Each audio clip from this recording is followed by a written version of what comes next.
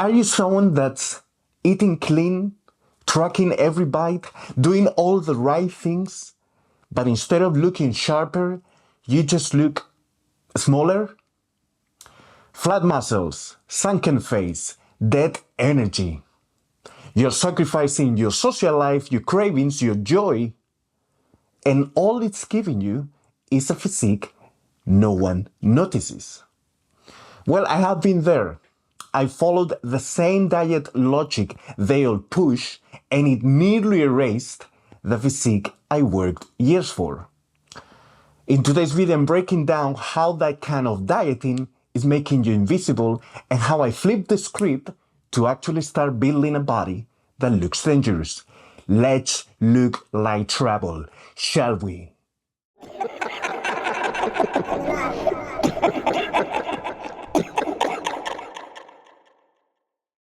You're doing everything you're supposed to. Eating high-volume foods, giant bowls of salad, hitting your 150 grams of protein a day, but instead of looking like your favorite anime character, you just look soft, smaller, not like someone who lifts, but someone who used to. And you know what? It's not your effort, it is your approach. That model wannabe diet you're following? Yeah, it is killing your physique. Living in permanent contest prep mode is ruining your body.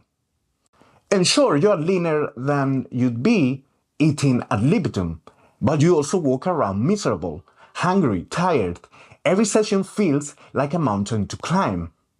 And worst of all, you don't even look like you lived anymore.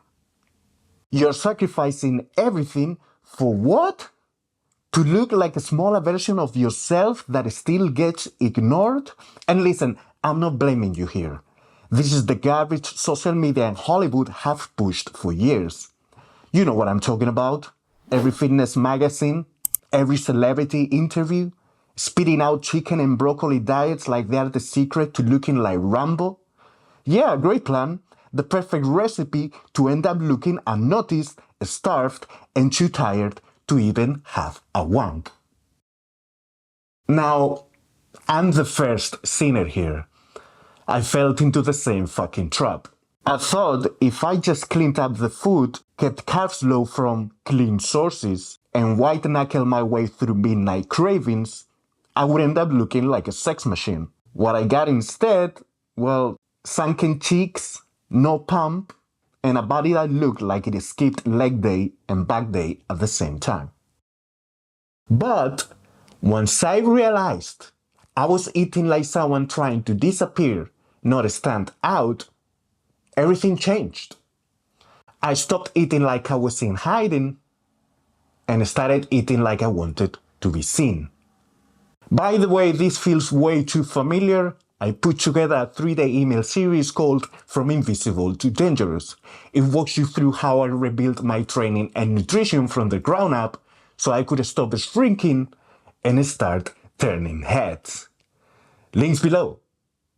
So here's 3 actionable steps you can take right now to stop looking like you hate life and start looking like trouble. Step 1. Stop trying to stay shredded over year. Let's be real here. Staying peeled 24/7 is a YouTube fantasy. Unless you are on gear. But even genetic freaks who can stay very lean all year round just end up looking like sticks, not dangerous, just skinny. When you're always in a deficit, your muscles flatten out, your energy tanks, and your body looks fragile. Look, you don't need to bulk like a bear, but you do need to eat like someone who actually wants to grow. So here's my advice.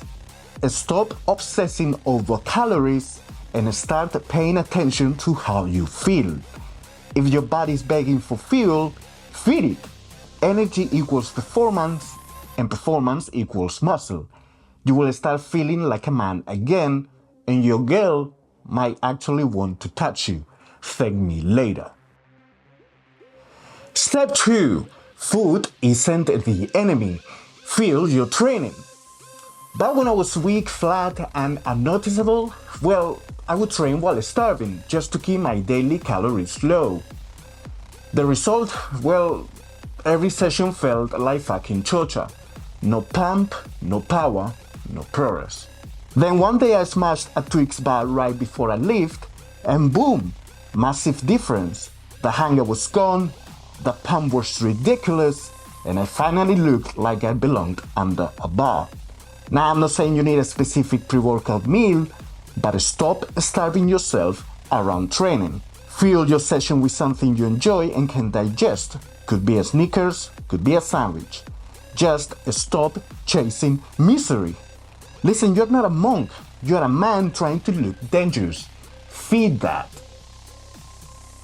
And step 3, stop eating like a goddamn fitness influencer. If you're still forcing down cold tilapia and dry broccoli 5 times a day, please stop. You're not prepping for a motherfucking plastic trophy. You're trying to build a body that people actually see in real life. You need food that keeps you sane and full.